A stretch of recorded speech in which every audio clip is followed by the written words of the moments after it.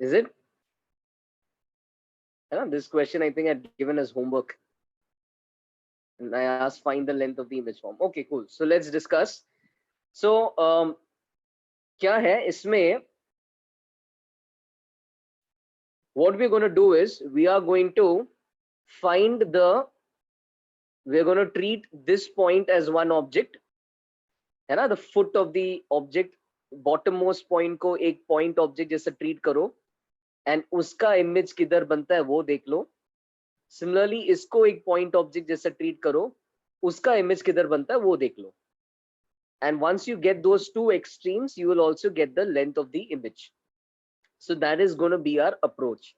So I'm going to first start with, yeah, I'll explain the diagram. So the diagram basically is what was given in the question. The question told me कि I have a convex mirror. Okay? The question said I have a convex mirror जिसका focal length is 20. तो यहाँ पे मैंने mirror के पीछे focus बनाया, f को positive 20 लिया. उसके बाद में क्या है? The question told me object का distance -30 है. ठीक है? तो पहले मैं क्या करूंगा? पहले let me first find the x coordinate of the image. देखते हैं कि image किस x coordinate पे बनता है. So let's do that. Okay. So what I for that क्या करना पड़ेगा? U को -30 लेना पड़ेगा, f को 20 लेना पड़ेगा, and फॉर्मूला के हिसाब से v निकालना पड़ेगा. तो फॉर्मूला क्या है? मिरर फॉर्मूला यही है तुम्हारा. +1/u को राइट हैंड साइड पे बस लेके गया तो -1/u हो गया. Now f को सब्स्टिट्यूट किया, f is +20 but u is -30. ठीक है? Then minus of -1/30 हो जाएगा +1/30. तो तुम देख लो 1/20 + 1/30 ऐड करने पे क्या मिल रहा है? एलसीएम ले लो. 1/20 + 1/30 is 3/60 + 2/60. So it comes out to be 5/60. 5/60 is 1/12. तो वहां से v comes out to be 12. Positive आया मतलब इमेज कहाँ पे बन रहा है? इमेज वर्चुअल साइड पे बन रहा है, मिरर के पीछे बन रहा है. +12 आया. Alright, I'm discussing this one question that I had given, this homework question. ठीक है? Next time please join on time. तो v आ जाएगा +12. फिर उसके बाद क्या करोगे? उसके बाद मैग्निफिकेशन निकाल दो. तो मैग्निफिकेशन क्या देगा? कितना आएगा? -v/u. तो -v का कोऑर्डिनेट्स डाल दो +12, u का कोऑर्डिनेट्स डाल दो -30. यहां से क्या आ रहा है? This is coming out to be 0.4. तो magnification is coming out to be 0.4. क्यों निकाला मैंने मैग्निफिकेशन? तो मैग्निफिकेशन से आई कैन फाइंड HI. तो HI कितना होता है? HI होता है मैग्निफिकेशन इनटू HO. तो right now I have this formula ready. HI is 0.4 HO. HI is 0.4 HO. HI is 0.4 HO. अब इसके साथ क्या करना है देखो. Alright, so I know that the image is formed somewhere at x coordinate 12, but image का height क्या होगा वो देखना पड़ेगा, है ना? तो वो कैसे निकालेंगे? पहले ये पॉइंट ले लो. ये पॉइंट का y कोऑर्डिनेट कितना है? 2. सो फॉर द फुट का image, for the foot's image, जो y कोऑर्डिनेट है उसका, take the y coordinate to be like height.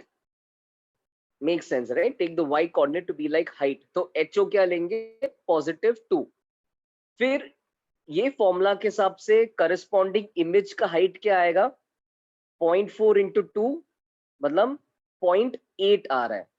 तो फुट का जो इमेज बनेगा वो कितने हाइट पे बनेगा? कितने y कोऑर्डिनेट पे बनेगा? 0.8 के y कोऑर्डिनेट पे बनेगा. 0.8 सेंटीमीटर्स अबव द एक्सिस उसका इमेज बनेगा. ये बन गया फुट का इमेज 0.8 पे. सिमिलरली हेड का इमेज. अब हेड का y कोऑर्डिनेट क्या है? +4. तो उसका हाइट ले लो एज +4. करस्पॉन्डिंग इमेज का हाइट निकाल दो. 0.4 × 4 comes out to 1.6. मतलब हेड का इमेज का बनेगा 1.6 के हाइट पे. Now based on this, based on all of this, we can find the length of the image. तो यहाँ पे मैंने डायग्राम में बनाया, यहाँ पे 12 सेंटीमीटर्स आगे 0.8 के हाइट पे फुट का इमेज बन गया एंड 1.6 के हाइट पे हेड का इमेज बन गया। तो फिर ये पूरा इमेज का लेंथ कितना हो जाएगा? 0.8 से 1.6 कितना लेंथ आएगा? 1.6 माइनस 0.8 सेंटीमीटर्स का लेंथ बन जाएगा इमेज का। तो इमेज का length will become 0.8 centimetres. Got that?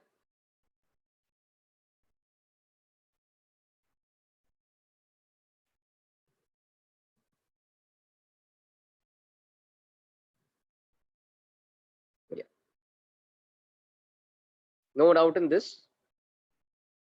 अच्छा, एक लास्ट टाइम ये हेड वाला, जैसे ये पॉइंट का अगर तुम्हें इमेज निकालना है तो तुम क्या कर लो, तुम उसका y कोऑर्डिनेट को हाइट जैसा ले लो। तो y कोऑर्डिनेट +4 था, उसको हाइट जैसा लिया, करस्पॉन्डिंग फिर इमेज का हाइट निकाल दो। तो इमेज का हाइट कैसे निकालोगे? मैग्निफिकेशन इनटू ऑब्जेक्ट का हाइट। यहां से इमेज का हाइट आ रहा है 1.6। treat the image's height to be like its y coordinate. So positive 1.6 means image ka coordinates, y coordinate positive 1.6. So that's how we found the head's image, and that's how we found the foot's image, and that's how we know that this entire object lies between 1.6 and 0.8, and that's how we come to know that its length is going to be 0.8 centimeters. समझ में आ गया?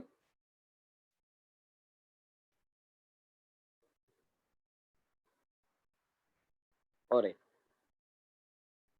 Okay, so there was one question I'd given which we discussed. Of course, in the last class we were at refraction, and okay, we discovered a bunch of things, so I've added some extra slides. Let me just briefly talk about those extra slides. You let me know if we have already discussed this. Have I discussed this? Angle of deviation 360 degrees minus 2 theta आता है, ये discuss नहीं हुआ है? Okay, alright, cool. तो ये सुन लो, when you have a pair of mirrors, ठीक है, when you have a pair of mirrors जिनके बीच में angle is theta, then the angle of deviation suffered by any ray which comes and strikes these two mirrors comes out to always be 360 degrees minus 2 theta. And I'm going to prove it on the next page. But the angle of deviation suffered by any ray striking these pair of mirrors will always be 360 degrees minus 2 theta. Let's prove this. Okay? It's going to be irrespective of angle of incidence. Okay, so in order to not make a very messy proof, I'm just going to take a simple case where I'm taking my ray to be horizontal. But in general, bhi tum ye prove kar sakte ho. Okay? I'm just using a slightly simplified proof. So let's just say a horizontal ray comes and strikes this mirror.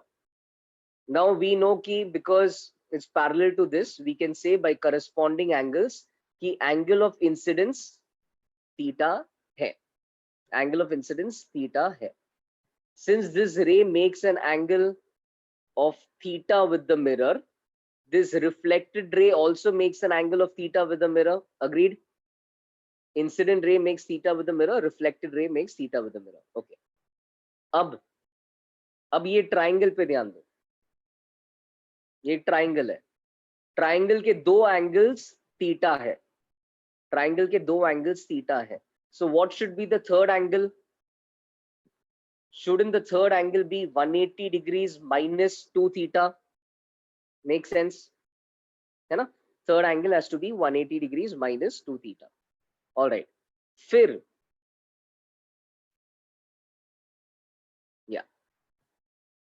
हाँ, फिर नहीं, फिर क्या करो, फिर बोलो कि जो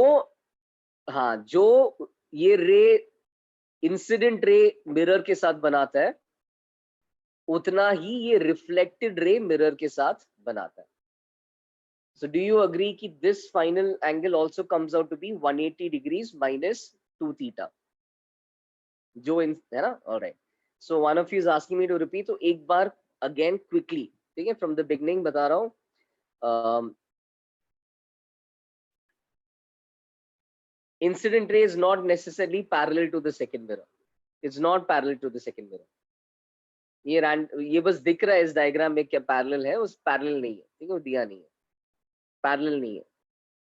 ओके, सो एक्सप्लेनिंग अगेन, देखो वापस, initial angle, sorry, this ray is parallel to this mirror, the final ray is not parallel. I'm just taking the initial ray to be parallel to the lower mirror, and even if this is not the condition, फिर भी ये जो result आएगा वो true होएगा. Only thing, the diagram will become more messy and there will be more variables. So I'm just keeping it simple. So I'm just taking a simple horizontal ray. वो इस पहले मिरर के साथ theta angle बना रहा है, तो फिर रिफ्लेक्टेड रे भी इस मिरर के साथ थीटा एंगल बनाएगा. क्यों? Angle that the incident ray makes with the mirror is angle reflected ray makes with the mirror. ठीक है, उसके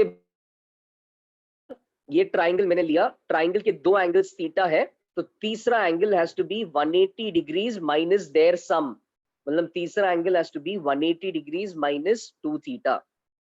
ठीक है, उसके आगे क्या किया, सिंपल, उसके आगे फिर मैंने ये रे ले लिया, तो now my incident ray makes an angle 180 minus 2 theta with the mirror, so my reflected ray also should make 180 minus 2 theta with the mirror. Cool.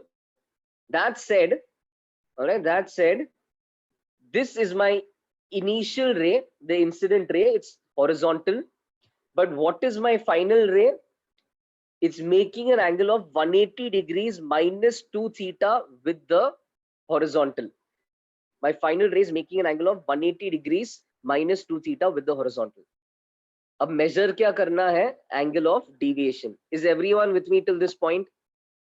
Incident ray is towards the right, final ray is towards the left, making an angle of 180 degrees minus 2 theta with the horizontal. अब देखो इसमें angle of deviation कैसे measure करना है. Alright, so angle of deviation has to be measured as the angle rotated by your incident ray. है ना, deviation मतलब कितना घूमता है, कितना deviate होता है, कितना घूमता है. तो इसके लिए तुम्हें क्या करना पड़ेगा, तुम्हें देखना पड़ेगा कि ये रे किस डायरेक्शन में घूम रहा है, किस डायरेक्शन में घूम रहा है. When it strikes this mirror, is it rotating clockwise or is it rotating anti-clockwise? In the first reflection, is rotating clockwise, है ना. And what about the second reflection? Is it again rotating clockwise or anti-clockwise? It's again rotating clockwise.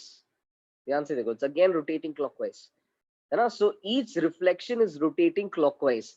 Therefore, when you measure the angle rotated by the incident ray, you will not count the angle in this direction, but you will count the angle in the clockwise direction. Clockwise direction में कुल मिलके कितना घूमा, because वो इस direction में घूम रहा था, तो clockwise direction में कुल मिलके कितना घूमा, that's going to be this big blue angle.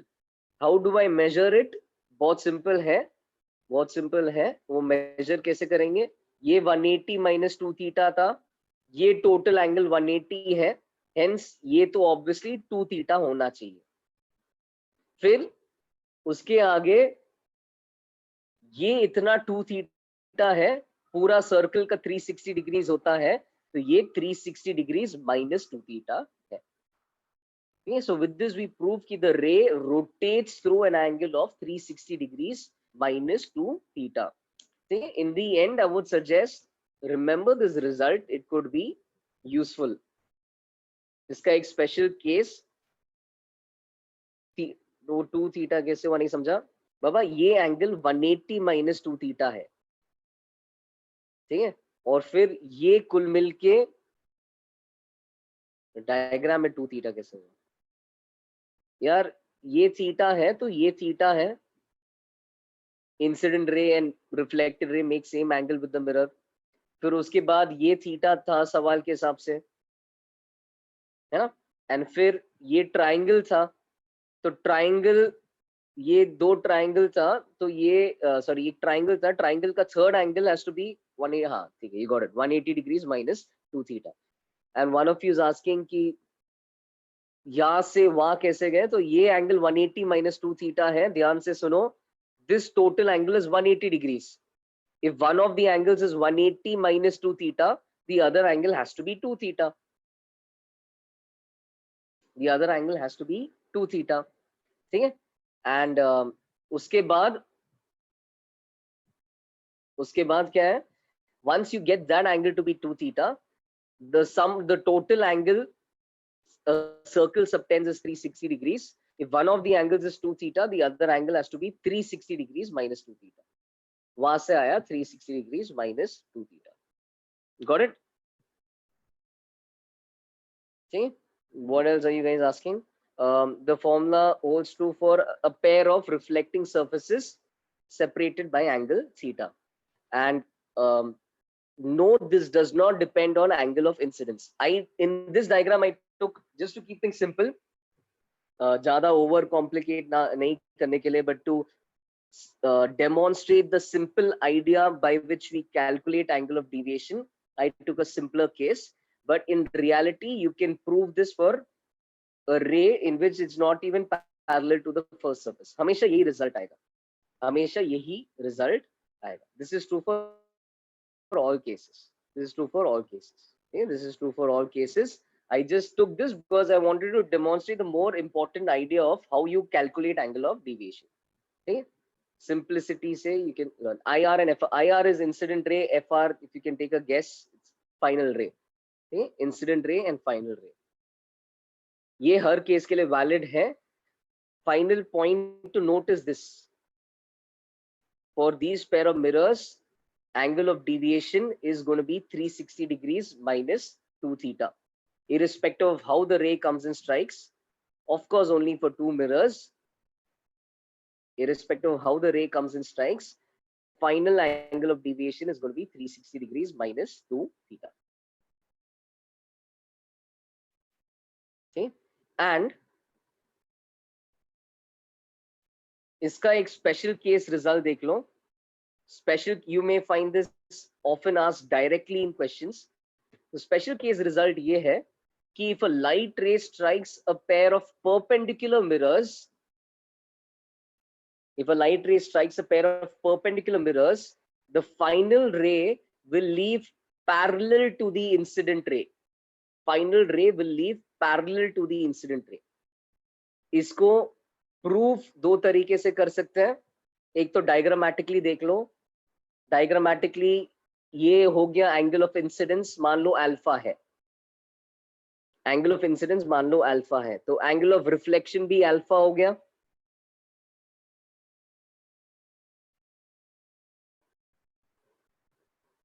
Yes, yes, theta can be any angle. कोई पूछ रहा can theta be an angle greater than 90? Of course, it can be an angle greater than 90. Yeah. But the light ray has to strike both the mirrors. एक को hit करके दूसरे को hit करके निकलना चाहिए. Yeah, that's obvious. So if a light ray strikes a pair of perpendicular mirrors, the final ray will leave parallel to the incident. Look at how we'll prove this. मान लो angle of incidence alpha है, तो angle of reflection भी alpha हो गया. फिर यहाँ पे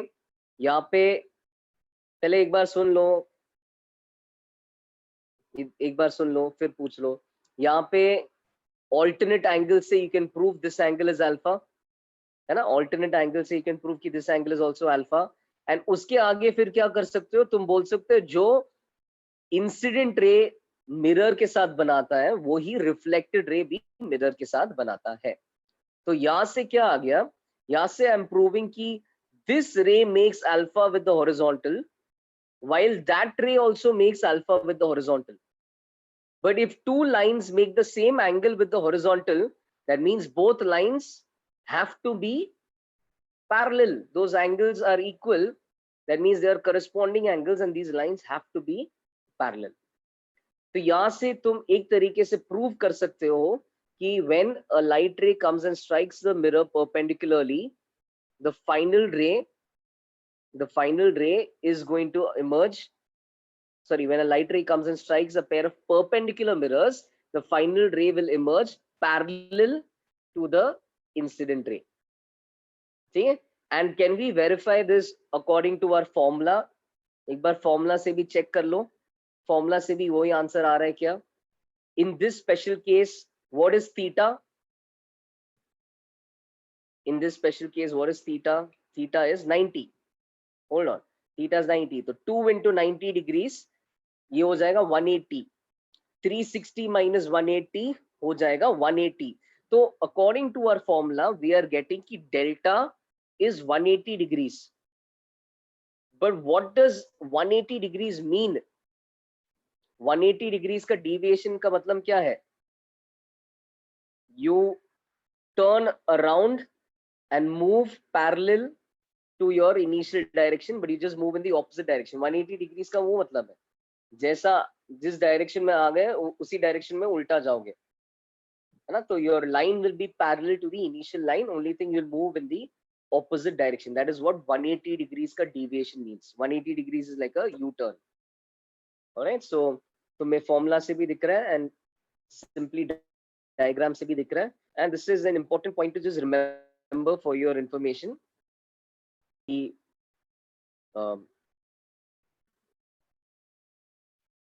ये ऐसा result आता है, ठीक है? When you strike a pair of perpendicular mirrors, it moves opposite the original direction. Parallel line के along निकलता है. Now let me see what you guys are asking. तुम्हारा क्या क्या doubt है? Can angle of deviation be zero? इसमें कैसे zero होगा? Zero तब होगा जब and that makes no sense because जब theta 180 है, then you cannot strike both the mirrors. It's very difficult to strike both the mirrors. So इसमें zero नहीं आएगा angle of deviation. We are assuming you're striking both the mirrors. फिर एक पूछ रहा है कि can light rays always be moving in clockwise? जरूरी नहीं है क्या? ये उस example में वो clockwise move कर रहा था. इसमें अगर ऐसा reflect हुआ तो anti clockwise घूम रहा है. Per reflection, the deviation is in the anti clockwise sense. थोड़ा imagine कर लो anti clockwise भी possible है. Okay. So clockwise and anti-clockwise, you will simply determine based on how it is turning. Like in this case, we can see it is turning in the anti-clockwise sense. In the previous page, the example I took, it was turning in the clockwise sense. तो जिस direction में turn होता है उस हिसाब से तुम deviation major करोगे, ठीक है?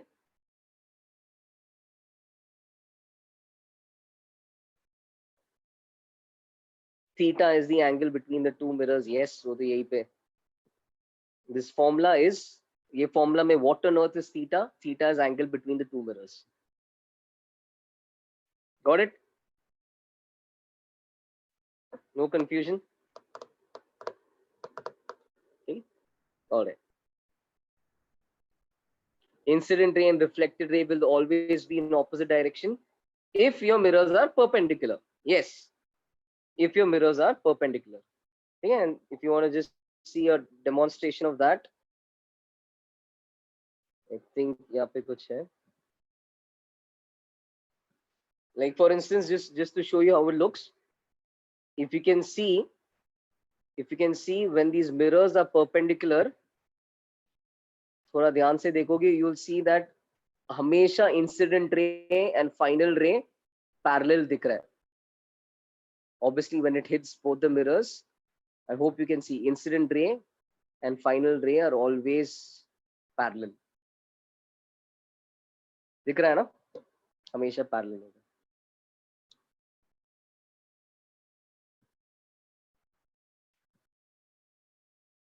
All right.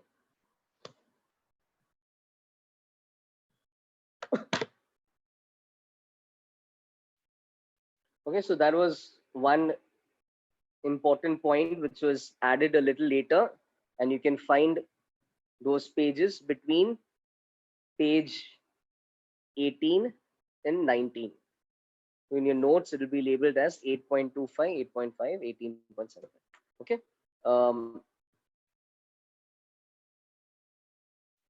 हाँ, angle of deviation 180 degrees होगा एक मिनट यार गाइस, तुम क्या कंफ्यूज हो रहे हो? एक ही स्पेशल केस है जब मिरर्स परपेंडिकुलर है, मिरर्स परपेंडिकुलर है, तब 180 डिग्रीज का एंगल ऑफ डिविएशन आता है अकॉर्डिंग टू द फॉर्मूला। बाकी एंगल्स के लिए अलग अलग एंगल ऑफ डिविएशन आएगा, 180 डिग्रीज एग्जैक्ट नहीं आएगा। यहाँ पे there is no special case, this ray need not be parallel to the mirror. कैसा भी रे हो सकता है, कैसा भी हो सकता है, आंसर वही आएगा। I've taken a simpler diagram, but कैसा भी रे होगा आंसर वही आएगा। रे can be anyhow. Okay? There's no special case. See, simple idea is irrespective of what the rays are, if the ray comes and strikes both the mirrors, final angle of deviation इतना होगा, irrespective of how the ray is. Got it? Just remember that result. Irrespective of how the ray is, angle of deviation हमेशा 360 minus 2 theta होगा.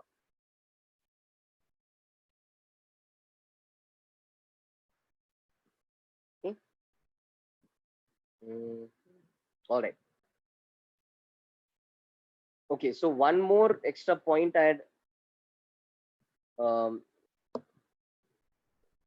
mentioned, that I'd added, was there is a formula for magnification, which is as such nothing new, but अगर तुम्हें इसका जरूरत है, एक minute, हाँ,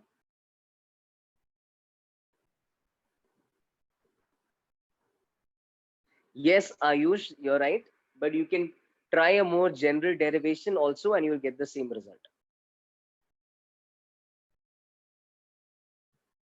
You're right, but it is irrespective of that, you will get the same result. You can try a more general derivation as well.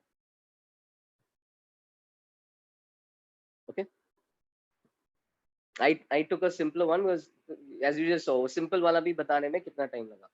अच्छा, ये देख लो, अभी एक mirror, you know your magnification is minus v by u. I'm going to give you one more formula for that, and it comes from your mirror formula, है ना? ये तुम्हारा mirror formula है। एक बार इस मिरर फॉर्मूला में 1 by u को right hand side पे भेज दो, तो बनेगा 1 by v is 1 by f minus 1 by u. उसके आगे क्या कर लो, उसके आगे एलसीएम ले लो। एलसीएम लेने पे क्या आएगा, यही आएगा, u minus f upon uf. So 1 by v is u minus f upon uf. इसके बाद क्या कर लो, इसके बाद रेसिप्रोकल ले लो, तो v comes out to be uf upon u minus f. Simple. v comes out to be uf upon u minus f. ठीक है, ये मिरर फॉर्मूला को ही रीअरेंज करके मिल रहा है, मिरर फॉर्मूला को ही रीअरेंज करके आ रहा है. This is nothing new, but what we do is let's just take u down over there. तो u को v के नीचे ले लो, तो you get v by u as f by u minus f. v upon u is f by u minus f. ठीक है, यहां से v by u आ गया. मिरर फॉर्मूला को रीअरेंज करके we have reached this stage. अब देखो magnification कितना आएगा, तो magnification is minus v by u, therefore it is minus of f by u minus f. But what is minus u minus f? अगर मुझे वो माइनस साइन हटाना है, तो मैं माइनस साइन को u माइनस f से मल्टीप्लाई कर सकता हूं, और माइनस साइन को अगर u माइनस f से मल्टीप्लाई करोगे तो क्या बन जाएगा, f माइनस u बन जाएगा. तो यहां से very simple maths, I hope you can see that magnification comes out to be f upon f minus u. All right, this is a formula. If you want, you can use this. ठीक है, just object का coordinates डाल दो, focus का coordinates डाल दो, अगर सिर्फ मैग्निफिकेशन तुम्हें चाहिए. तुम्हें अगर v निकालना नहीं है, this is an alternate way of directly finding the magnification. ठीक है, not that you need it. I myself don't remember this, I always use v, but if you want to remember this, you can remember it. All right, one of you is asking, will we be able to plot v versus u? You will never be asked to plot v versus u. You will never be able to plot v versus u. The reason for that is because this is a very complex function. But you can plot, on the other hand, you can plot a graph of 1 by v versus 1 by u.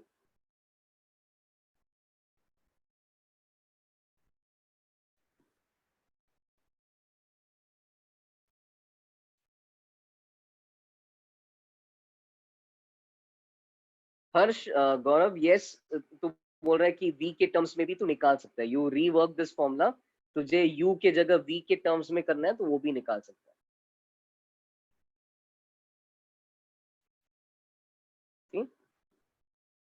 v के terms में भी तुम निकाल सकते हो. कुछ अलग आएगा, f minus v by f आएगा, but you want you can derive that as well. हाँ, तुम में से एक पूछ, देखो v वर्सेस u का ग्राफ कभी भी नहीं आएगा because mathematically that's a complex curve, but 1 by v versus 1 by u का ग्राफ आ सकता है. 1 by v versus 1 by u का ग्राफ आ सकता है, and that's going to be a straight line. 1 by v is like your y axis, 1 by u is like your x axis.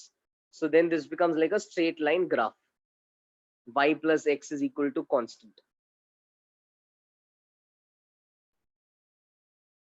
That becomes like a straight line graph. Okay? तो ऐसा कुछ graph बन सकता है.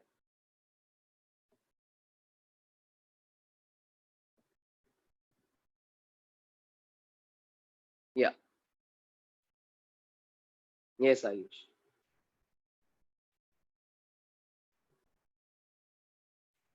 We'll see those graphs as well. एक बार lens करेंगे तो lens के साथ साथ वो ऐसे ग्राफ्स भी देख लेंगे.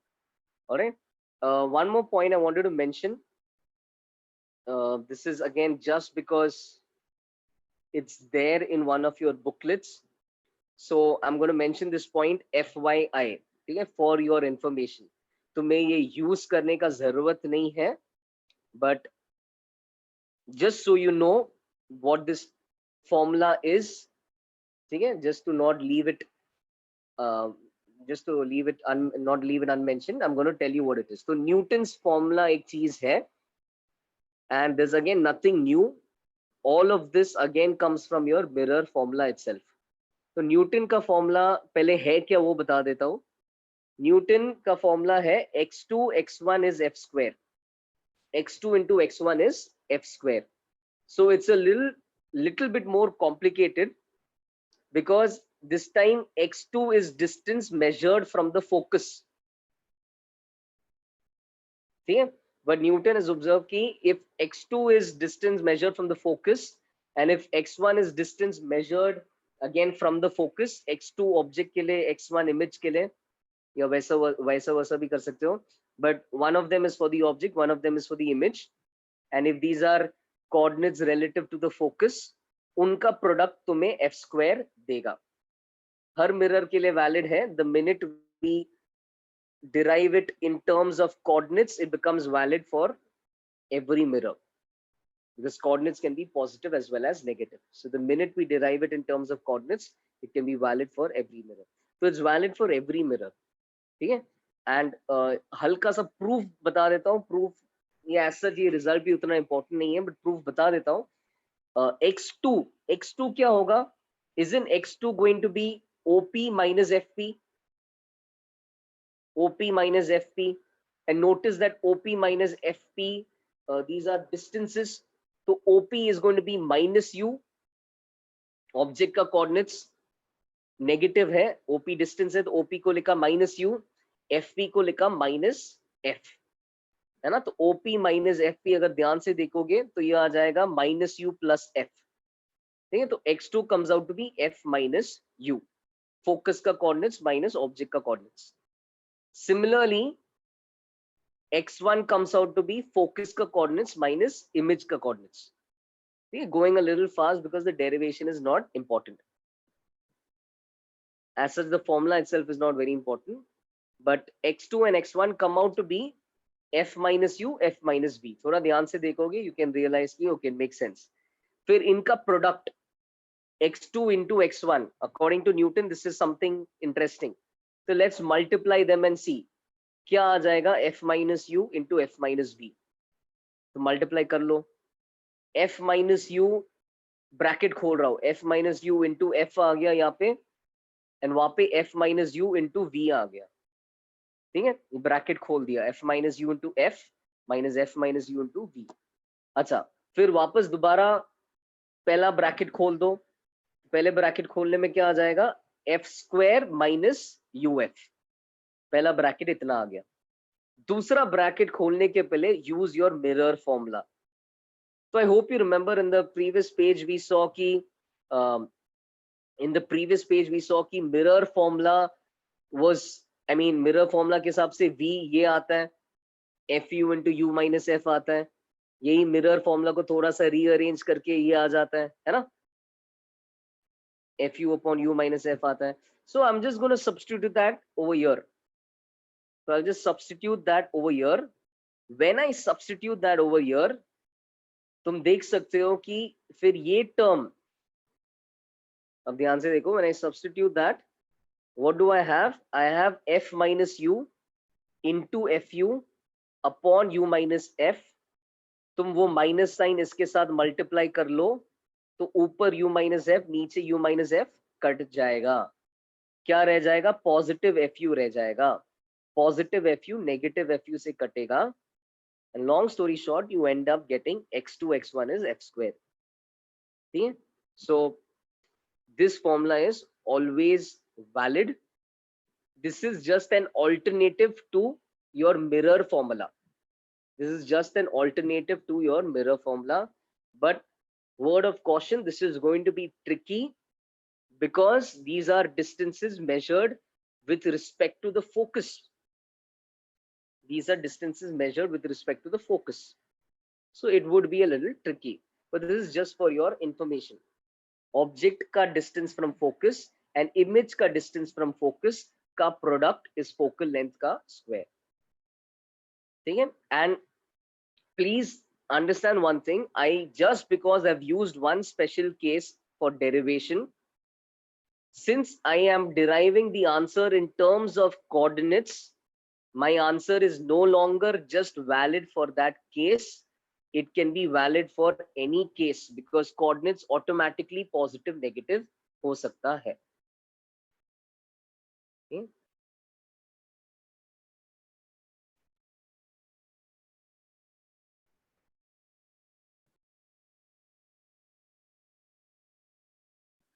Why would you, this is, how would I define magnification? Magnification is still the same, magnification is minus v by u, क्यों कुछ नया करना है magnification के लिए?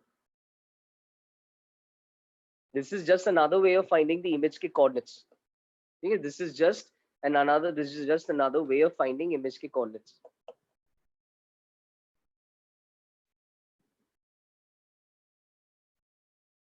alright? And to be honest, मतलब ये यूज करने का जरूरत भी नहीं है, ठीक है, you don't even need to use this, this is just for your information. कभी if you come across something as Newton's formula and theoretically अगर दिख गया Newton's formula and you want to uh, just so that you know what it means, ये बता रहा हूँ, ठीक है, you don't need to use this in any ray optics question, इसका कभी जरूरत नहीं पड़ेगी, okay? Yes, whatever you substitute, you'll always substitute with the appropriate signs.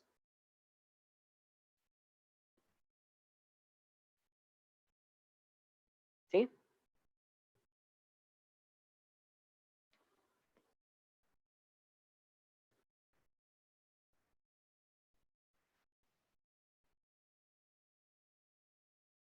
अच्छा सुमित, तू पूछ रहा है मैग्निफिकेशन का डेफिनेशन, यार डेफिनेशन वही है, magnification is defined as hi upon ho, that is the definition of magnification,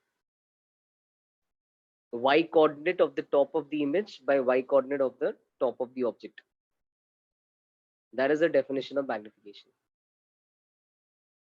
तुम्हें verbal definition का जरूरत नहीं है, you need to know its definition is its formula, alright? और न्यूटन्स जस्ट क्लोजिंग नोट, इस फॉर्मूला का भी जरूरत नहीं है तुम्हें, but just for your information, it was there in one of the booklets, I think medical के booklets वगैरह, तो just because it was mentioned, I'm letting you know what this is, ठीक है? you don't need this to solve questions in ray optics. All right, okay. So where were we in the previous class? यहाँ तक किया था हमने, relative refractive index किया था, is it? Relative refractive index of medium 2 with respect to medium 1, ये mention किया था, that it is mu2 by mu1, है ना? And then we also mentioned the meaning of these words, denser and rarer. Denser means greater mu, rarer means lesser mu. ठीक है, denser means light is slower, rarer means light is faster. All right, so now let's see the laws of refraction. Okay, so the first law says that the incident ray, the normal, the incident ray, the normal to the surface at the point of incidence, and the refracted ray all lie in the same plane. That's your first law of refraction. Incident ray, refracted ray, normal, everything lies in the same plane. Right? So I think that's quite obvious. Okay? They all lie in the same plane. Right now they're lying in the plane of your screen. Incident ray, normal, and refracted ray all lie in the same plane. The second law is Snell's law. So what does Snell's law say?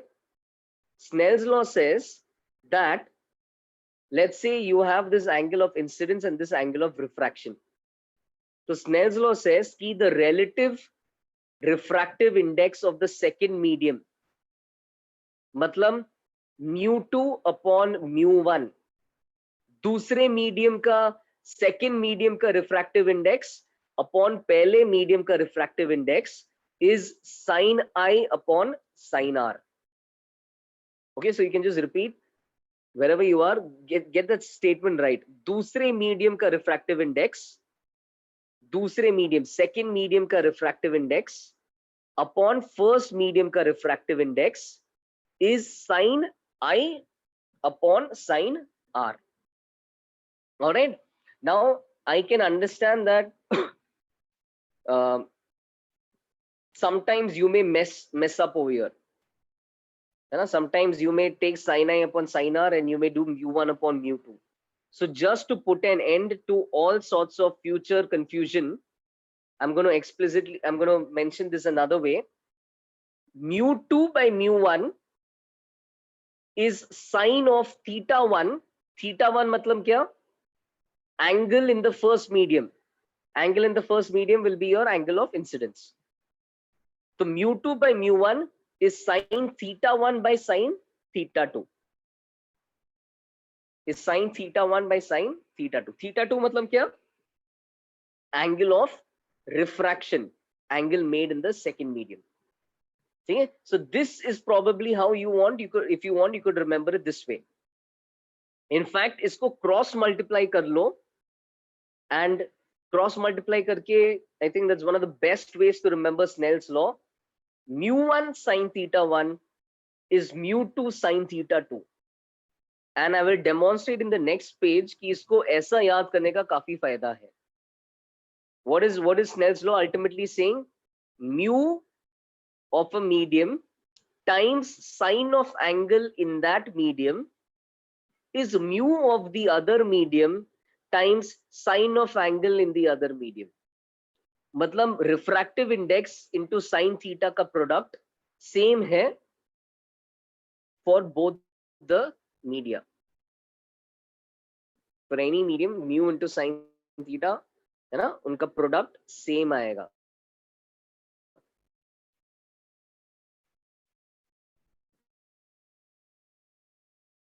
Okay, so I see no one interrupting and no one saying anything.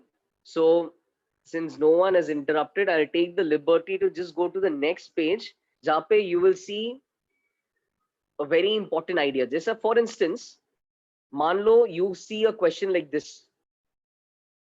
अब ये समझो, यहाँ पे क्या है? यहाँ पे 5 slab दिया है. पांचों स्लैब का अलग अलग रिफ्रैक्टिव इंडेक्स है. एंड तुम्हें क्या दिया है? तुम्हें यहाँ का एंगल ऑफ इंसिडेंस दिया है और वहां का एंगल ऑफ रिफ्रैक्शन पूछा है. They are asking you that final angle over there. Do you think this is an easy question or a difficult question? क्या लगता है? Can this be done easily? या तुम्हें बहुत मेहनत से इसका एंगल निकालना पड़ेगा, फिर उसके बाद इसका निकालना पड़ेगा, फिर उसके बाद इसका निकालना पड़ेगा, फिर जाके ये निकलेगा? क्या लगता है? So it's actually a very very easy question. What directly तुम कर सकते हो? What is the idea? You can say कि mu, based on the result we just saw, mu1 sin theta 1 is mu2 sin theta 2.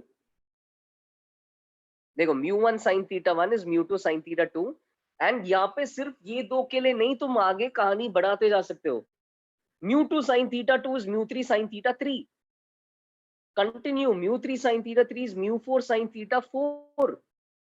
mu4 sin theta 4 is mu5 sin theta 5. तो long story short, तुम directly बोल सकते हो कि mu, whenever you have such a scene going on, mu into sin theta is the same for every medium. So you can ignore all these guys in the middle, forget about them. Directly क्या बोल दो? Directly बोल दो mu, because mu sin theta is constant, directly बोलो mu1 sin theta 1 is mu5 sin theta 5. mu1 sin theta 1 is mu5 sin theta 5. And यहाँ से theta 5 directly आएगा. यहाँ से theta 5 directly आएगा. Yes, पार्थ, टाइप कर लो ना क्या बोल रहा है. Automatically yes, all are going to be equal. The Parth who has his hand raised, गलती से रेज किया क्या?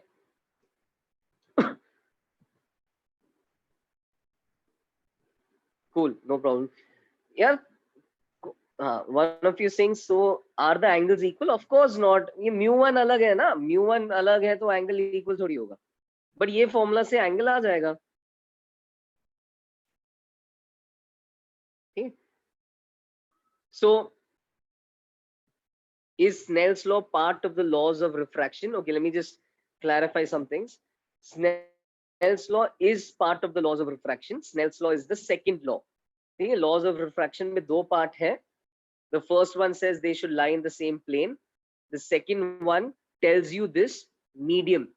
The second one tells you this relation between sin I and sin R. That relation between sin I and sin R is Snell's law. Okay, so it's part of the two laws of refraction. Just like reflection में दो law है, वैसे ही यहाँ पे दो law है. Another thing I'll just mention, Snell's law से ही ये result आता है. पहले ये देखो कि Snell's law को मैंने जो उस एग्जाम्पल में किया ना 4-5 मीडियम के साथ, please consider that to be a consequence of Snell's law, because Snell's law के हिसाब से this is our statement, and Snell's law के हिसाब से क्रॉस मल्टीप्लाई करके आई हैव रीच्ड हियर. तो स्नेल्स लॉ के लिए हमने क्या प्रूव किया कि ये इंटरफेस के दोनों साइड पे जो भी मीडियम है वो मीडिया के लिए म्यू साइन थीटा का प्रोडक्ट कांस्टेंट है ना. सो ये स्नेल्स लॉ से आ रहा है कि म्यू इंटू साइन थीटा का प्रोडक्ट कांस्टेंट है, and as a consequence of that mu one sorry as a consequence of that ये म्यू इंटू थीटा एंड ये म्यू इंटू थीटा बराबर आ गया, फिर ये म्यू इंटू थीटा बराबर आ गया ये मीडियम के लिए लगा के, फिर ये मीडियम के लिए लगा के ये म्यू इंटू थीटा बराबर आ गया, और ये मीडियम के लिए भी लगा के म्यू इंटू थीटा बराबर आ गया. तो यहाँ से then ultimately through Snell's law itself we are saying कि mu into sine theta is going to be the same for all media when placed like this in succession. So it does not matter what these media ka refractive index is. This relation will always be, it does not matter what the thickness is, this relation will always be valid. Okay, so this is just, you can say this is an extension of Snell's law.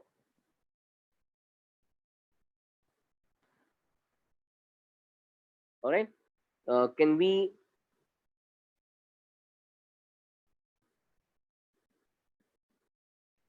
Aditya is saying, acha, mu21 is read as refractive index of second medium with respect to first. 2-1 is second medium with respect to first. Mu21 is mu2 by mu1. Okay? And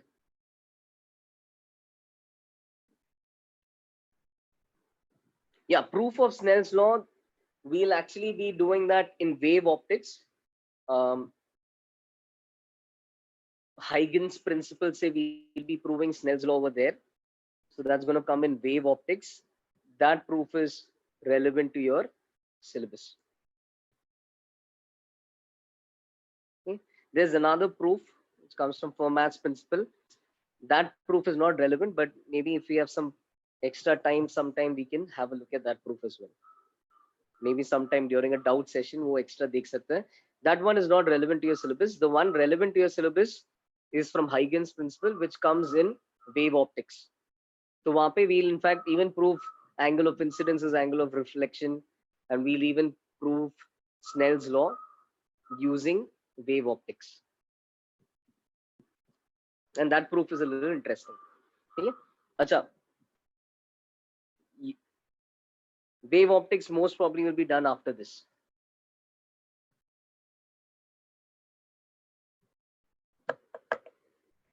All right. Yes, yes. तो जैसे यहाँ पे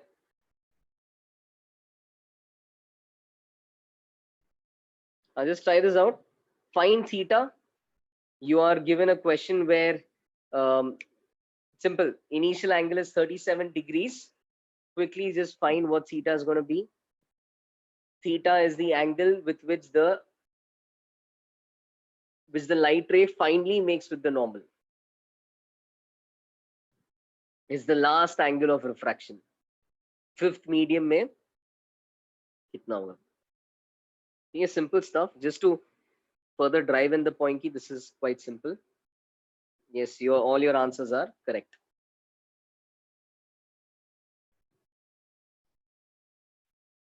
अच्छा यश कुछ पूछ रहा है. यश, I'll come to your doubt.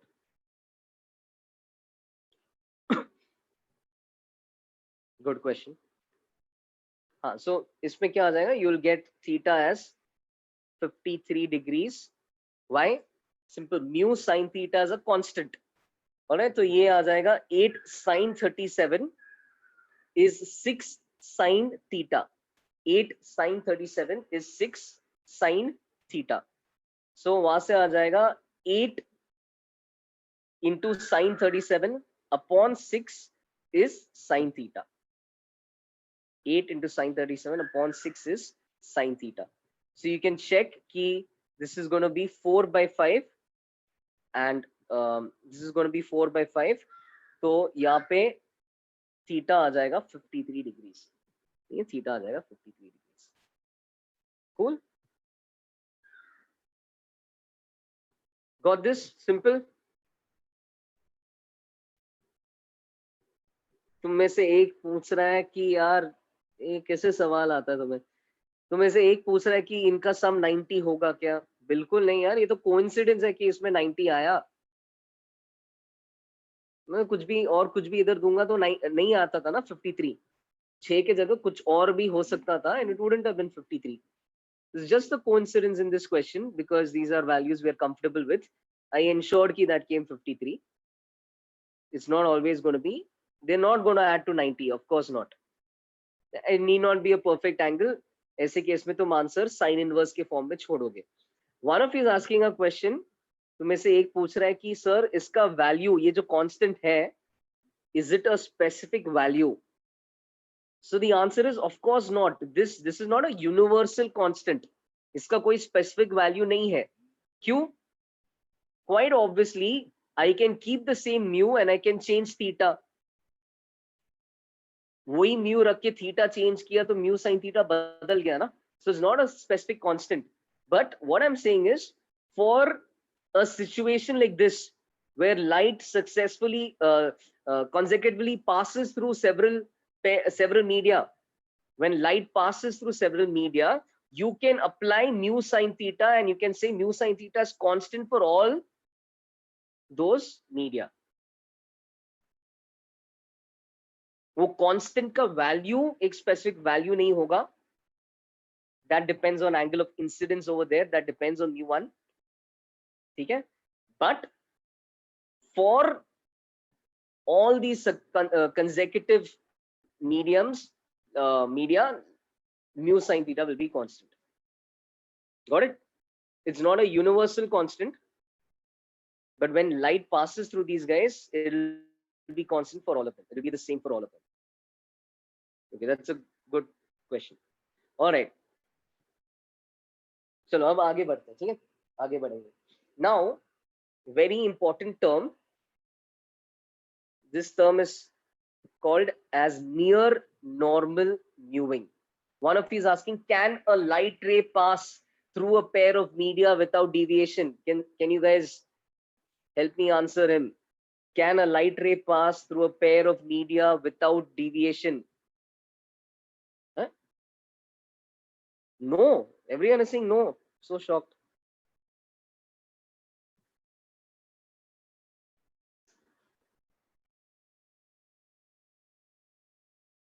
Yes. So first, एक तो बोल रहा है कि one of you is saying कि if refractive index is same, ठीक है, so that was maybe a little tricky.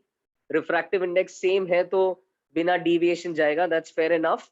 And दूसरा और भी obvious result, अगर refractive index same भी नहीं रखा तो भी when the angle of incidence is 0, angle of refraction will also be 0. Come on, this is a very obvious case. Normally अगर hit करेगा, it will pass without any deviation. Okay. All right, near normal viewing. Now, this is an important term, and this is going to be an important assumption we will make in a lot of questions. So let me define this term. When the line of sight,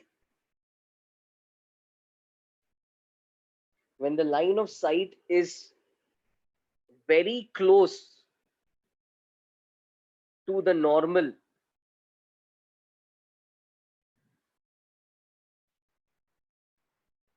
when the line of sight is very close to the normal, what does that mean?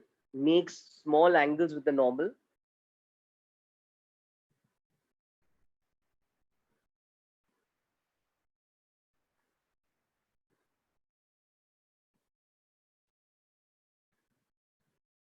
See, make small angles with the normal. Then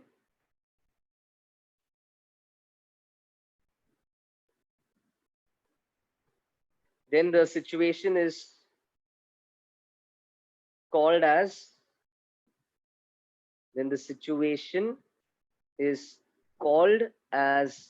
near normal viewing. Okay?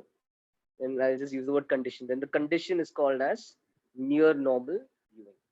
Okay, so this condition simplifies things, and this is going to be our assumption in a lot of parts. All right, so what is the advantage of near normal viewing? So क्या है इसमें, in near normal viewing we are actually concerned with light rays where your line of sight is very close to the normal. Your line of sight makes a small angle with the normal. So in simpler words, near normal viewing का implication ये है, this is randomly drawing I and R, काफी बड़ा हो गया, छोटा ही draw करता हूं. Near normal viewing का implication ये है कि I and R are small.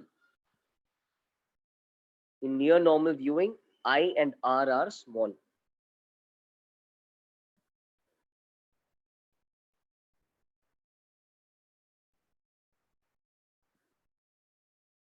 In near normal viewing, I and R are small. So therefore, because they are small, we can say that mu, if this is 1 and this is 2, mu of the second medium with respect to the first is sin I by sin R बोल सकते हैं. But when these angles are small, what do they become? What can sin I approximately be taken as? I upon R, fair enough. Can also approximately be taken as tan I by tan R. Okay? It can be taken as I by R also. It can also be taken as tan I by tan R. Typically तुम्हें दिखेगा कि tan I by tan R लेने में कुछ फायदा आएगा. Okay? Just remember that. Mu can also be considered to be tan I by tan R if these angles are small. And one of you is asking how. Did you forget that proof we had seen a lot earlier? देखा था ना, proof भी किया था कि for small, कहाँ पे किया था for small angles of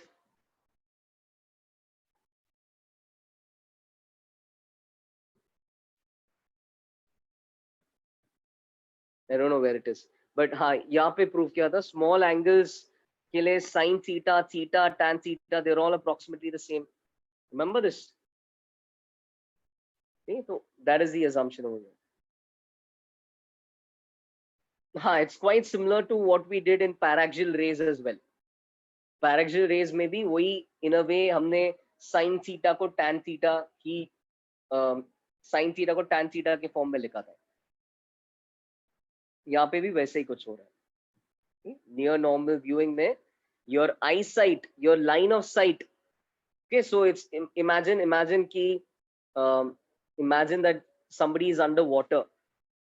Somebody is underwater and you're apparently a rectangle is underwater and you're observing that rectangle.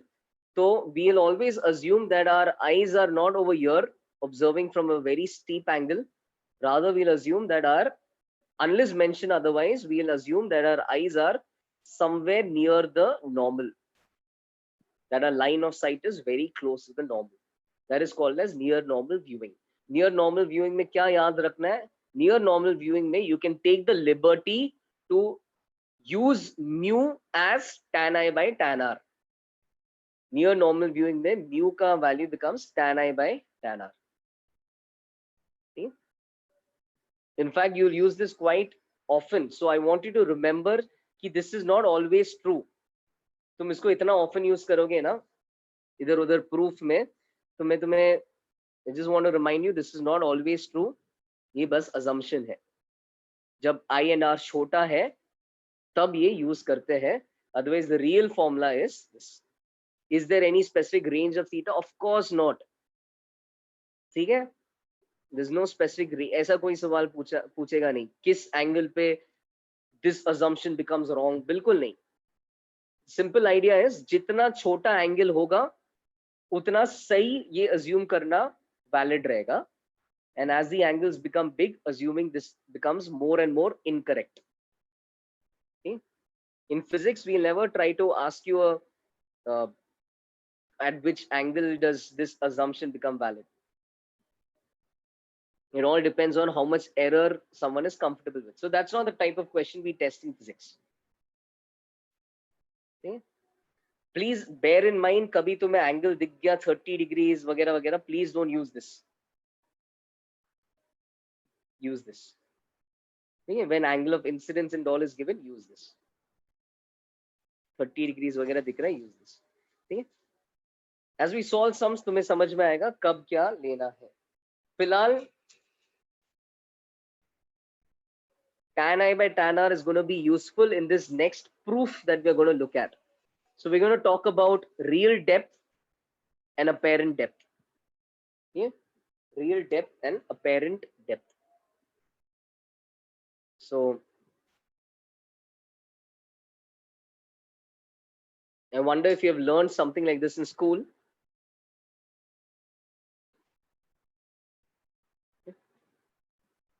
All right, let's nonetheless see it.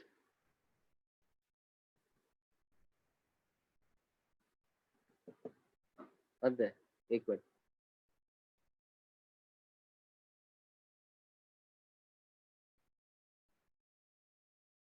हाँ, sorry.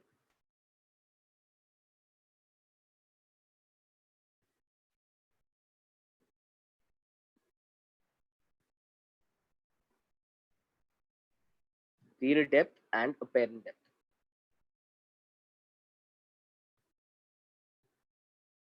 So we'll just quickly see the proof. I'll explain what this is, and I'll give you a good way of remembering the formula in a manner that you'll never again get confused. All right. So the first thing to remember in this is, unless indicated otherwise. All right. So unless indicated otherwise, unless indicated otherwise in the question, we will assume near normal viewing. So whenever you have a question on real depth and apparent depth, you will assume near normal viewing unless the question indicates otherwise. Okay? So if the question indicates कि the angle is big, we will not make this assumption. ठीक है? तो उसका भी example देखेंगे, जब near normal viewing नहीं है तभी कैसे सॉल्व करना है, तभी भी देखेंगे. बट फिलहाल most of the questions, when they don't give you big angles, when they have not mentioned anything, you will assume near normal viewing and you will follow the method that I'm about to teach.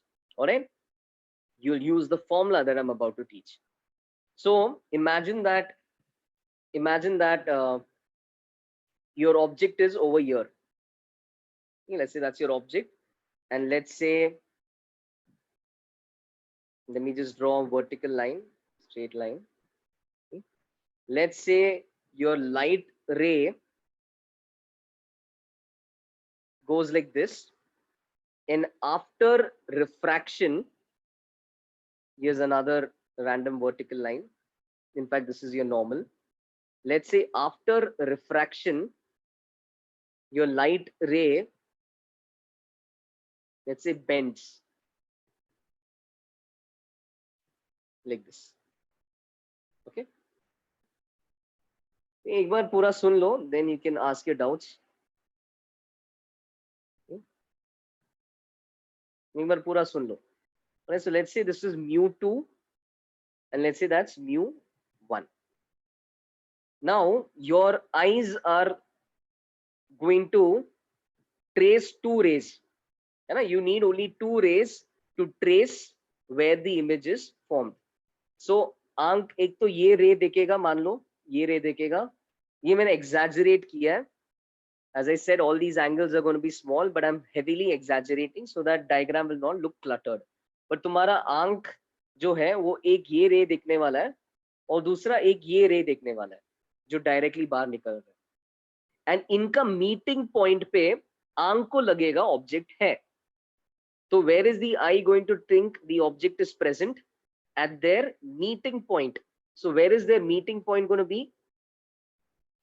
Eight this point, at this point, somewhere over here. है ना? ये दो raise का meeting point कहां पे बन गया? Somewhere over here. तो आंख को लगेगा कि the rays are after it comes out of this medium, the direction of the rays are such कि if you place your eye over here, you will think the rays are coming from an object over here, whereas in reality object यहाँ पे था, raise का direction actually कुछ और था, but ये refraction के कारण ऐसा हो गया है कि ये बेंडिंग के कारण अब ऐसा लग रहा है कि तुम्हारा रेज ये पॉइंट से नहीं आ रहा है, बट रेज ये पॉइंट से आ रहा है. तो तुम्हारा इमेज यहाँ पे किधर बन रहा है ना? And this is actually what happens when you look at the floor of a swimming pool from outside. Have you noticed कि when you look at a swimming pool from outside, it looks a lot more shallow than it really is. Why? Because as rays are coming from a specific point on the floor, those rays are going to bend as it goes from water to where it's going to bend. And then when you retrace those rays, your eye will think that those rays are coming from this point. The way they are bending makes your eye think that the rays are coming from this point. It makes it think it's coming from a point जिसका depth कुछ और है, with a point which is more shallow than what it really is. And so this is what goes on in this real depth and apparent depth thing. All right. So, why is the first green ray not undergoing any deflection? Because this is perpendicular.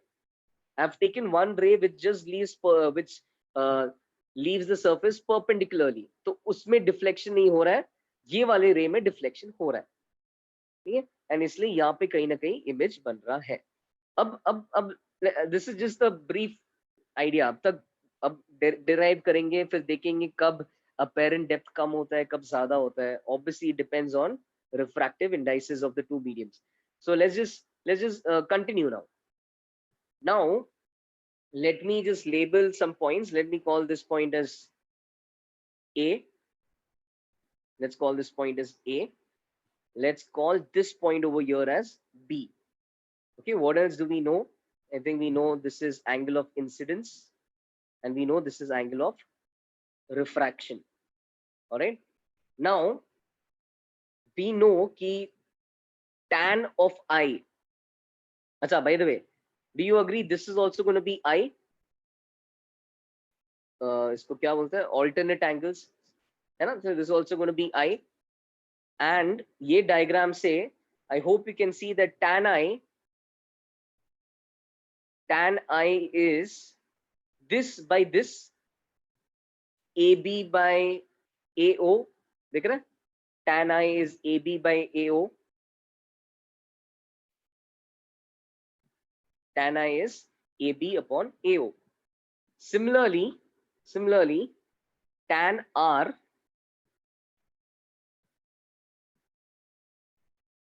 look at this angle. This is again going to be R.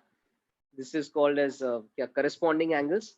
So tan R is going to be, इसको थोड़ा पास में लिखता हूँ, AB by AI. ये दिख रहा है? Tan R is going to be AB upon AI, perpendicular upon adjacent. Tan R is going to be AB by AI.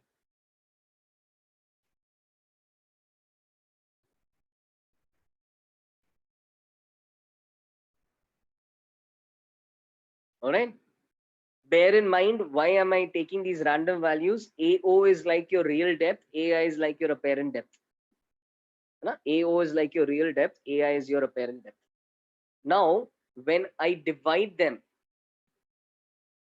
so when I divide these two, or rather, let's just say mu to 1, mu of the second medium with respect to the first medium, mu to 1, which can be circle मिटा देता हूं, mu to 1, which can be written as mu 2 by mu 1. Mu 2 by mu 1 is sine of this medium by this medium. So it's going to be sine R by sine I.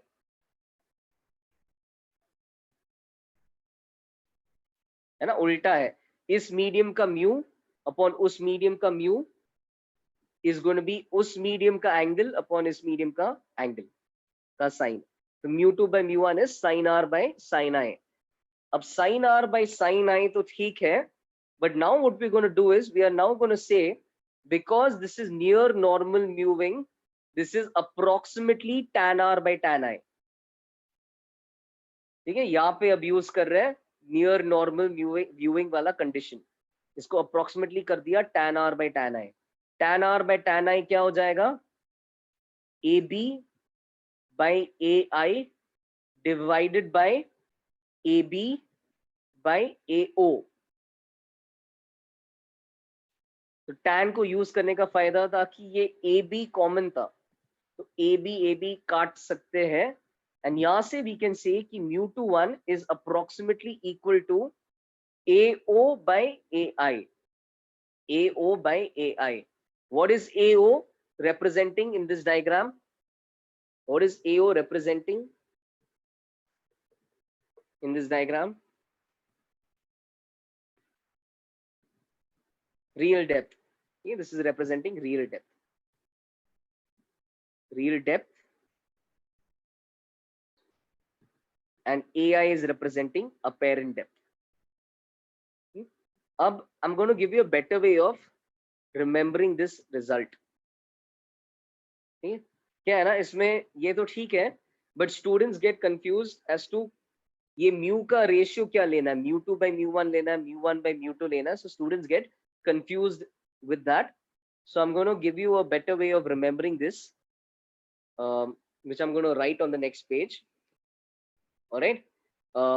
Notice की real depth, यहाँ पे फिलहाल notice कर लो, real depth is in the numerator. तो real depth के साथ साथ यहाँ पे जिस मीडियम में ऑब्जेक्ट है उसका म्यू आता है. ठीक है. रियल डेप्थ के साथ साथ दूसरे साइड पे क्या आ रहा है, जिस मीडियम में ऑब्जेक्ट है उसका म्यू आ रहा है. whereas apparent depth, ये तुम्हारा आंख देखता है, तो इसके साथ साथ जिस मीडियम में आंख है वो मीडियम का म्यू आता है.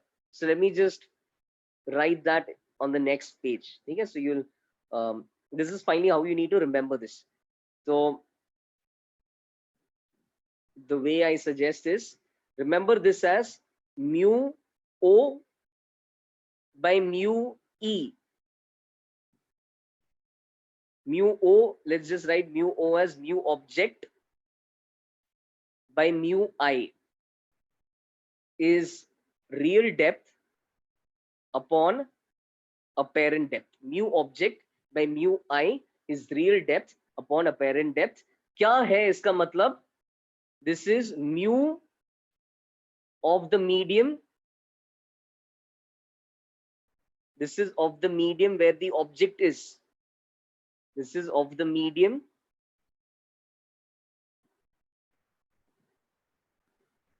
containing in which the object is.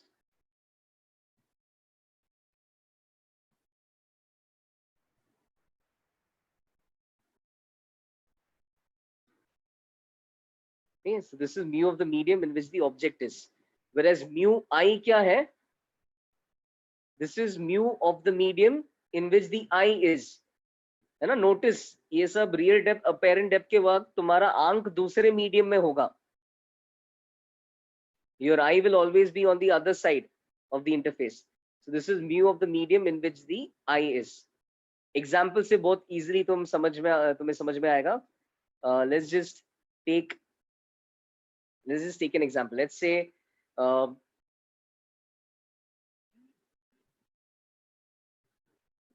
let's say you are okay. Let's say this is a pond. Let's say यहाँ पे there is a coin. Yeah, and let's say this इसका depth is 10 meters, and let's say इसका refractive index is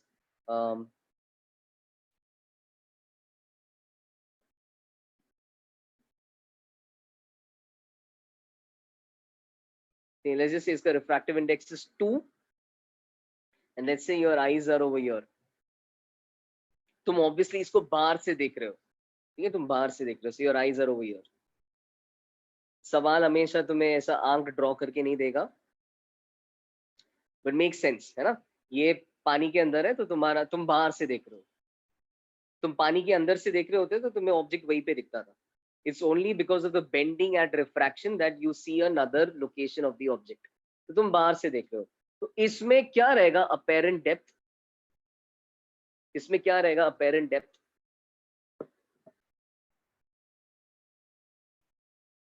What would be the apparent depth of this object?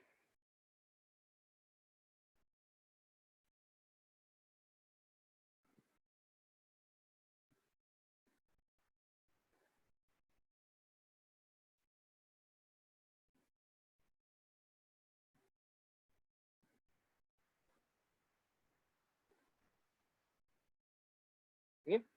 So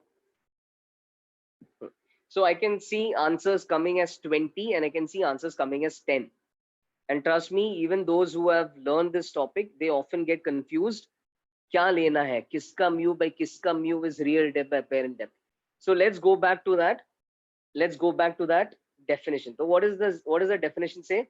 Mu o, or that formula say mu of object by mu of I is real depth upon apparent depth.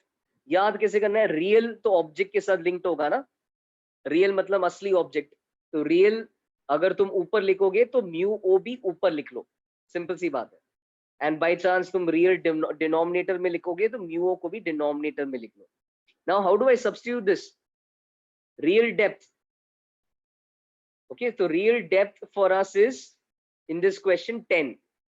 Object सच में 10 metre नीचे है, apparent depth हमें नहीं पता, apparent depth नहीं पता, okay. Mu ओ क्या लिखोगे? म्यू ओ क्या लिखोगे? हाँ, this is mu of the medium where the object really lies. So the object lies in a medium जिसका refractive index is 2 and mu I मतलब दूसरा वाला, आंख बाहर से देख रहा है। I have not mentioned but I'm sure you took that as air. So है ना, air, ठीक है, unless mention बाहर मतलब air। तो mu I का क्या हो जाएगा? 1 यहाँ से apparent depth आ जाएगा 5, यहाँ से आ जाएगा apparent depth 5। तो क्या है ना, इसमें तुम डायरेक्ट फॉर्मूला से बिना ज्यादा ओवर थिंक करके, कुछ लोग सोचते हैं बड़ा होगा छोटा होगा, बिना ज्यादा सोच के you directly quickly get the answers, ठीक है। Ultimately speed is going to be very important. तो apparent depth is going to be 5 meters. If you use it this way in slightly more complicated questions as well, you will not get stuck. So one of you is asking, is apparent depth usually lesser than real depth? Not always. Again, depends on your medium. So for instance, जब तुम उल्टा देखोगे, जैसे for example let's just last question of the day, let's just say you are a fish,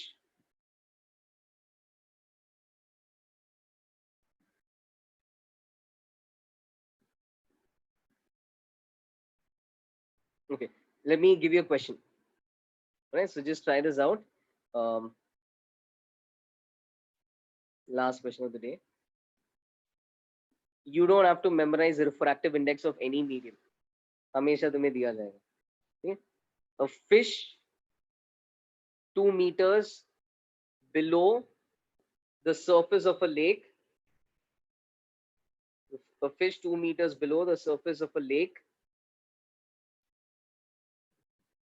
finds,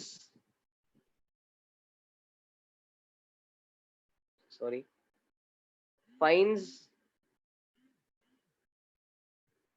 a bird 14 meters above it. Finds a bird 14 meters above it. You know, just be a little careful. Find the actual height of the bird. Find the actual height of the bird above the surface of the lake. Above the lake. Find the actual height of the bird above the lake. How far below it does it find the fish? How far below it does it find the fish to be? Given, some of you have answered before I gave mu as well. Given mu is equal to 4/3. Mu के बिना कैसे answer किया यार? Given mu is equal to 4/3.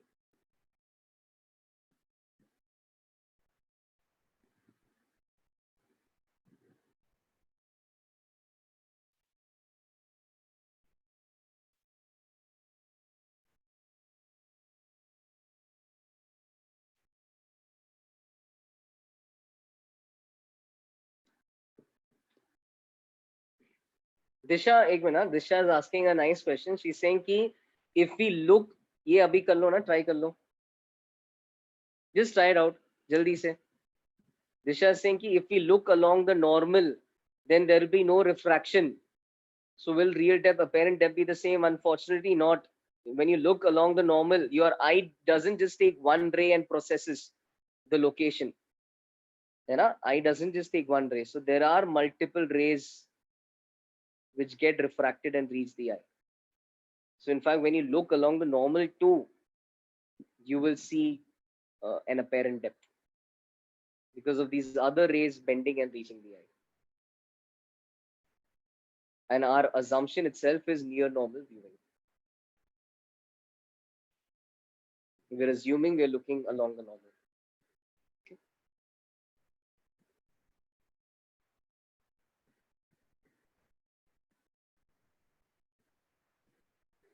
At least first part kar lo. Just do the first part.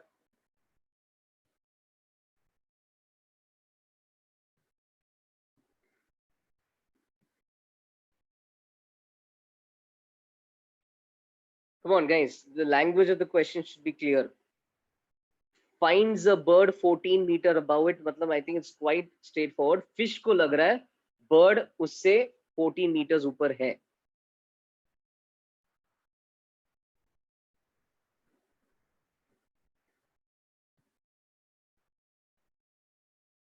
Yash, very nice.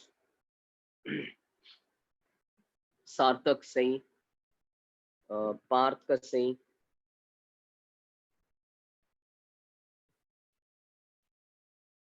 The answer is 9 above the lake. See if you're getting 9.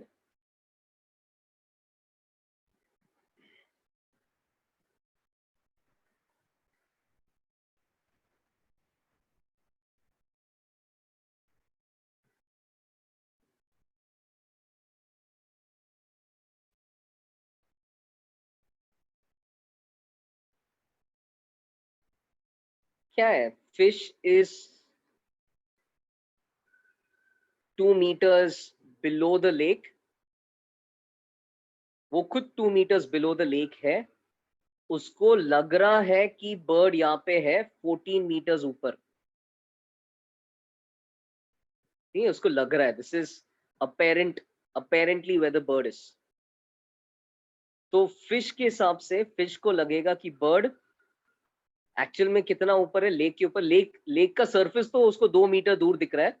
तो fish को दिख रहा है कि ये जो बर्ड है वो लेक के और कितना ऊपर है, सिर्फ 12 मीटर है ना.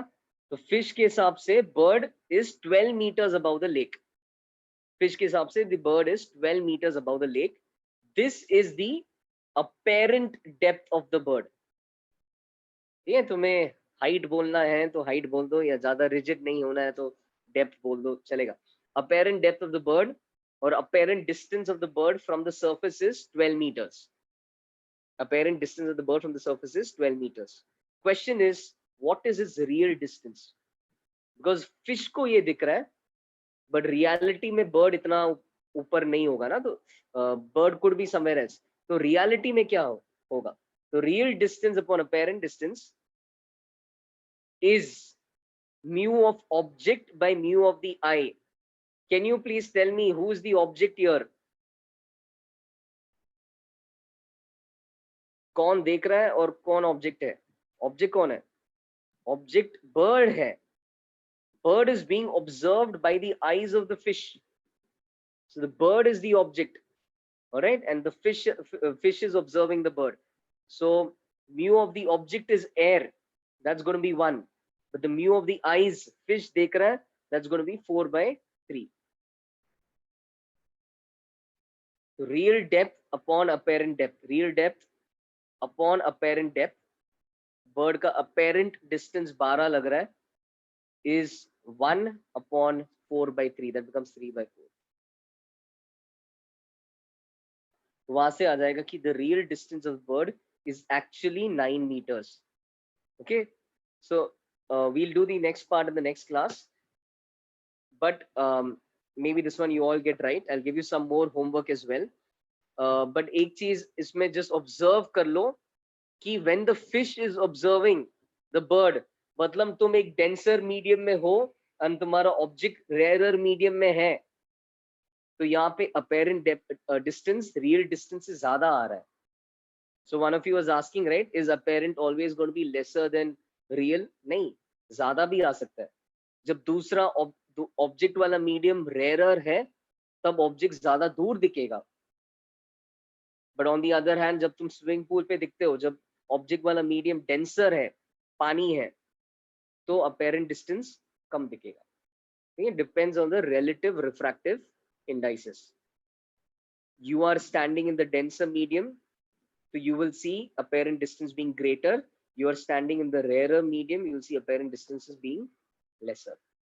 Okay.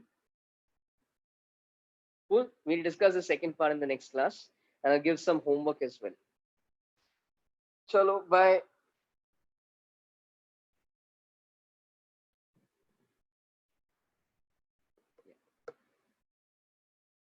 Bye.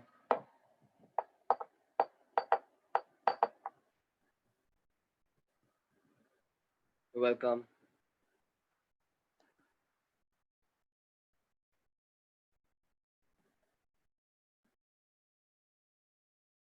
Yeah, guys, please attend tomorrow's class.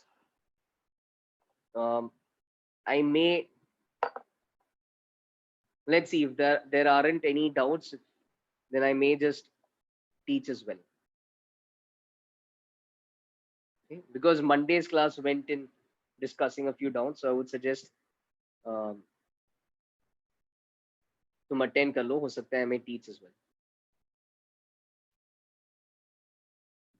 हाँ अक्षत बोल, किस टाइप का एडवाइस, क्या डिफिकल्टी हो रहा है?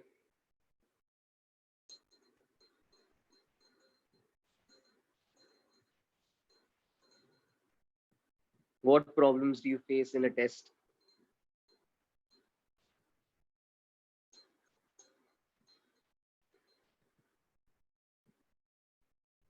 Study strategy.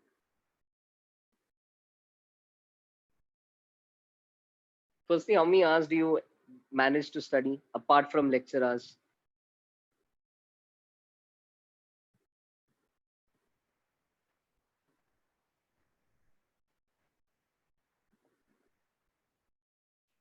So this is apart from lecture hours. When is your MT? Second MT कब है? Feb में, ठीक है. I would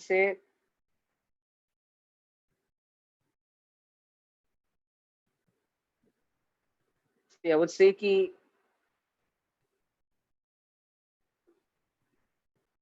for instance for physics, I would suggest that you spend time solving sums. You can always go beyond the homework. Homework is like a bare minimum जो since class में discuss कर रहे हैं, so this is for all students to attempt and come and we'll discuss. But you can always go beyond that. If you have a textbook you're following, like for instance the H.C. Verma, you can solve from there. And I would suggest you spend more time solving sums. And as you solve sums in physics, try to think about the underlying. If you follow Cengage or DC Pandey also, that's fine. They are also very good books. Now, whichever book you solve, I would suggest mark the tougher questions as you're solving. Try to categorize the question and give it a concept name. Like in optics, you could have said this question is on magnification, or this question is just on properties of those concave mirror key cases, or you can say this question is straight mirror formula, or you can say this question is real depth, apparent depth, or you can say this question is, you get the idea, real depth, apparent depth, but no near normal viewing, but angle pe. So you categorize when you solve a question. Try to say, okay, this question was belong to this category. Now, as you finish a particular chapter, you'll realize कि most questions will lie within कितना 10-15 categories. ऐसा नहीं होगा कि book में 40 question है, 40 अलग अलग ही टाइप के क्वेश्चंस है. Start categorizing them into 10-15 categories. इससे ये करते वक्त एडवांटेज काफी होगा. एक तुम्हारा सवाल पढ़ते ही you will develop a skill of realizing the underlying concept. If you practice with the questions in front of you to try and identify the underlying concept, in the exam also, as soon as you read the question, you'll be able to identify the underlying concept.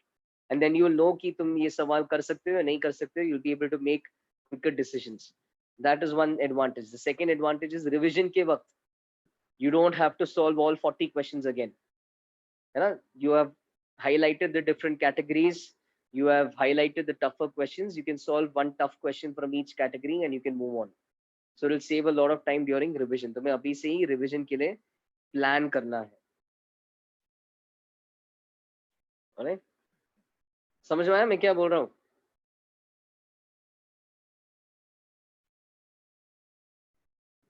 है ना? And that is a strategy which would work for physics. So try doing that. Every question you read, try to put a category to it. Try to mark and write the underlying concept. ऐसा नहीं कि कुछ line draw करके कुछ तो answer आ गया. Should be sure what the underlying concept is. And ultimately, those who score well in physics, they are people who read questions and they realize, "Arey, ye question is similar to some other question I've done." They immediately identify, "Acha, ye question यही concept है, इतना ही पूछ रहा है." And then the entire time in the paper just goes in solving and getting the answer. They don't have to think of methods. Right? Yash, media interface always a straight line. नहीं. तो आगे हम देखेंगे refraction can take place for curved surfaces as well. Yeah, refraction can take place for curved surfaces as well. वो आ गया है. आयुष क्या unmute करना है क्या तेरे को? So, हाँ. So in the second part of the question, हाँ. if the real distance between the observer, that is the bird, and the fish inside the lake, shall we add up the apparent distance, the actual distance between the bird and the lake surface plus the depth of the lake? Plus the depth of the lake नहीं. You will add the actual distance of the bird from the surface. ये जो 9 meters है, ये 9 meters bird को as it is दिखेगा, है ना? उसको तो दिखेगा कि lake के 9 meter lake उससे 9 meter नीचे है. But then you will add the apparent distance of the fish. This the bird is not going to see as 2 meters. And this is what we have to find. That is what you have to find, and you will add that to 9. Okay, sir. समझा ना? Yes, sir. Thank you, sir. Welcome.